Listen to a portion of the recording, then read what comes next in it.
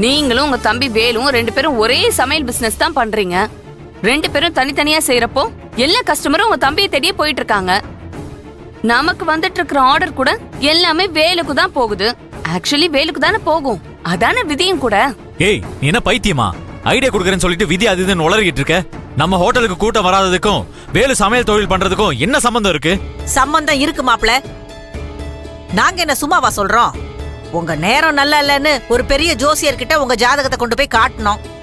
அவர்தான் சொன்னாரு, இந்த ஜாதகத்துக்கு அண்ணன் தம்பி 2 பேரும் ஒரே தொழில் செஞ்சா வசதி வாய்ப்பு, லட்சுமி கடாட்சம் எல்லாம் தம்பிக்கு தான் போய் சேருமா. நீங்க என்னதான் கஷ்டப்பட்டாலும் நஷ்டம் தான் வந்து சேரும்னு சொன்னாரு. அப்படி ஒரு ராசி உங்க 2 பேருக்கும். ஒண்ணு இந்த தொழில நீங்க செய்யணும், இல்லனா உங்க தம்பி செய்யணும். ஜாதகம் அதை தாங்க சொல்லுது. இதெல்லாம் சும்மா ஏதோ ஃப்ராட் ஜோசியனா இருப்பான். அவன் பேச்ச கேட்டுட்டு வந்து என்கிட்ட பேசாதீங்க. என் தம்பி நல்லபடியா தொழில முன்னேறது எனக்கு சந்தோஷம்தான். அவனால நான் முன்னேறாம இருக்கேன்னு சொல்றதெல்லாம் சுத்த போய். ஏங்க, நாங்க சும்மா ஒரு ஜோசியர் கிட்ட கேட்டு வந்து இத பேசல. ஒரு 4-5 ஜோசியரை பார்த்து இந்த விஷயத்த கேட்டோம். எல்லாரும் இதே தான் சொல்றாங்க. எனக்கு இதெல்லாம் நம்பிக்கை இல்ல. உன்னால வேலு செல்வி எடுக்காம எந்த விஷயத்தை சொல்ல முடியாதா? இந்த ஹோட்டல் கதையை மட்டும் பேசு. என்னங்க நீங்க இப்ப என்ன நம்பிக்கை இல்ல? கண்ணு முன்னாடி இப்படி யாரும் வராம இருக்காங்களே, இதெல்லாம் பார்த்து உங்களுக்கு நம்பிக்கை இல்லையா? இங்க பாருங்க, பெரிய பெரிய சேர், டேபிள், ஃபேன், ஆஃபர்னு எல்லாமே கொடுத்து நமக்கு வராத கூட்டம் உங்க தம்பி இத்தனோட இடத்துல வச்சிருக்காரு இந்த தள்ளுவண்டி கடை. அதுல வருது கூட்டம். நீங்க என்னதான் முட்டி முட்டி யோசிச்சாலும் நம்ம கேட்டரிங் ஆர்டர்லாம் தானாவே உங்க தம்பியை தேடி போயிருது. சரிங்க, நானும் எங்க அம்மாவும் இருந்தப்போ தான் சமையல் சரியில்லை, கூட்டமே வரலன்னு சொன்னீங்க. இப்பதான் நாங்க இல்லையே, நீங்க தானே இருக்கீங்க. சாப்பாடும் சூப்பரா அருமையா தானே இருக்கு. அப்புறம் ஏங்க கூட்டம் வரல? அத கொஞ்சம் யோசிச்சு பாருங்க. ஏன்னா உங்க ஜாதகத்துல கட்டம் அப்படி இருக்கு. அண்ணன் தம்பியோட ஜாதக ராசி அந்த மாதிரி.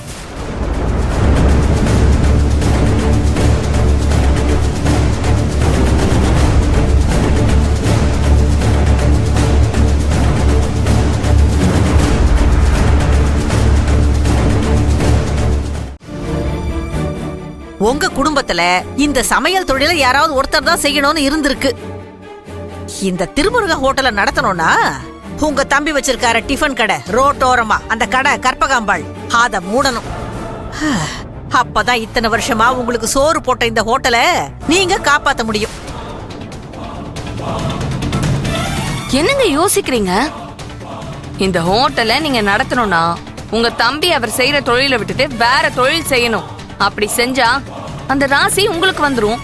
நம்ம வியாபாரமும் ஆஹா ஓஹோன்னு சூப்பரா நடக்கும். நம்மளும் நல்லா இருக்கலாம். அப்படி இல்லனா பேசாம இந்த ஹோட்டலை உங்க தம்பியவே பண்ண சொல்லுங்க. நம்ம வேற ஏதாச்சும் தொழில் பண்ணிக்கலாம். அந்த மாதிரி பண்ணா உங்க விருப்பப்படி இந்த தலைமுறையா நடத்துற ஹோட்டலை நீங்க விட வேண்டிய அவசியமே வராது. ஏன் கீர்த்தி, என்னடி லூசுத்தனமா பேசிக்கிட்டு இருக்கிற? நாம நல்லா இருக்கணும்னு அந்த வேலு நினைப்பானா? இவருக்காக அந்த வேலு விட்டு கொடுத்துருவானா? அண்ணனுக்காக தம்பி எந்த வீட்லயும் விட்டு கொடுக்க மாட்டாங்க. தொழில விட்டு கொடுத்துடுறானா உடனே அவர் தொழில தியாகம் பண்ணிருவாரா? இதெல்லாம் நடக்கிற காரியமா? என்னதான் அண்ணன் தம்பியா இருந்தாலும் வாயும் வயிறும் வேற வேற தானே. ஊர்ல இருக்கிறவங்க எப்படின்னு எனக்கு தெரியாது. ஆனா என் தம்பி நான் கேட்டா செய்வான். எனக்காக என்ன தியாகம் வேணாலும் பண்ணுவான். அதுக்காக நான் அவன் தொழிலை அழிக்கணுமா? ஒரு நாள் நான் அதை செய்ய மாட்டேன். என்னங்க நீங்க வேற, நாம முன்னேறதுக்கு உங்க தம்பி அப்படியே ஈஸியா விட்டுருவாரா? அப்படியே ஒரு வேளை வேலு ஒத்துக்கிட்டாலும் அந்த செல்வியும் உங்க அம்மாவும் இந்த விஷயத்துக்கு ஒத்துப்பாங்களா? சும்மா ஏங்க நீங்க வேற இப்படி எல்லாம் பேசுறீங்க? வேற ஏதாச்சும் ஐடியா இருக்கான்னு யோசிச்சு பார்க்கலாம். ஏங்க, பேசாம நம்ம ஹோட்டல்ல செல்வியை சமையல் வேலை செய்ய சொல்லுங்க. ஆனா அதுக்கு அவ சம்மதிச்சிருவாளா? இல்லல்ல. அப்புறம் எப்படி உங்க தம்பியை பத்தி ரொம்ப பெருசா பேசுறீங்க? எல்லாமே சுயநலங்க. நீங்க கத்து கொடுத்த சமையல் அவங்களுக்கு ஐஸ்வர்யத்தை கொடுத்துருக்கு. ஆனா இப்போ நீங்களே சரியா செய்யாம இந்த மாதிரி நஷ்டத்துல வந்து மாட்டிக்கிட்டீங்க. எல்லாம் நேரங்க. நான் வேற இந்த நேரத்துல என் வயித்துல நம்ம குழந்தைய சுமந்துட்டு இருக்கேன். அதானே, நாம முடங்கி போகணும் தானே உங்க தம்பியும் தம்பி குடும்பமும் நினைக்கிறாங்க. அது எப்படி ஒத்துக்குவாங்க?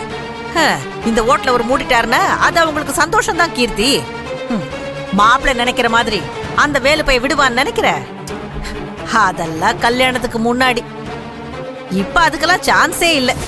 என் தம்பியை பத்தி நீங்க புரிஞ்சு வச்சிருக்கிறது அவ்வளவுதான். அவன் எனக்காக என்ன வேணாலும் செய்வான். என்ன வேணாலும் செய்வார்னா நீங்க கேட்ட அந்த ஹோட்டல் தொழில விட்டுருவாரா?